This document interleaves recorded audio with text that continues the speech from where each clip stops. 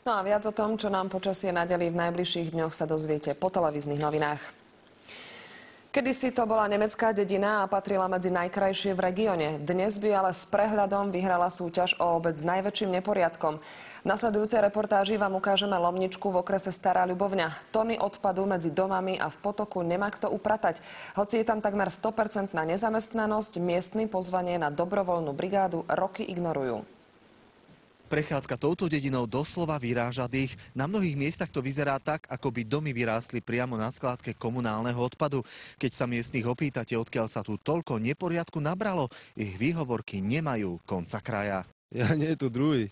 Asi vietor. Voda to priniesla. Ja neznám, ja dolu nebývam. Nestaráme sa o to. Na to je starostka, nech sa ona stará. Tá ale pri pohľade na odpadkami zahádzanú dedinu hovorí o absolútnej bezmocnosti. Hanbím sa za to, som z toho nešťastná, ale ja ako starostka sama si nepomôžem, nedám rady. Drvivá väčšina miestnych totiž neporiadok kritizuje, no upratovať odmieta. Minule som povedala, chlapci, ideme si robiť brigádu a každý, zaplatíš nás? 20 ľudí, ktorí sú na aktivačných prácach, by si tu mohlo ruky aj po lakte zodrať, keď zvyšných 2300 sa na nich pozerá.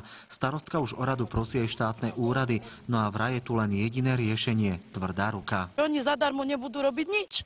Len tu bude situácia asi taká, a tak aj sa pripravuje, že sa zmení celý systém sociálnych dávok. Áno. A budú rozdelené na tú solidárnu čiastku a tú zásluhovú. Že každý si bude musieť tie peniažky zaslúžiť. Starostka chce neporiadnych ľudí trestať aj pokutami. Keď raz zaplatí 5 eur, druhýkrát tam nehodí. Chodila som už po celom svete, mám schodenú celú Európu, ale s takýmto neporiadkom som sa zatiaľ nestretla. Na teraz sa tu až na výnimky väčšina drží hesla zadarmo ani kura nehrabe. Starostka s prednostkou sa chcú pokúsiť zmeniť myslenie a prístup tunajších ľudí k vlastnej dedine. Ak sa im to podarí, bude to nepochybne veľký úspech, no dovtedy zrejme Lomničke ostane nelichotivý prívlastok, že je na hanbu sveta.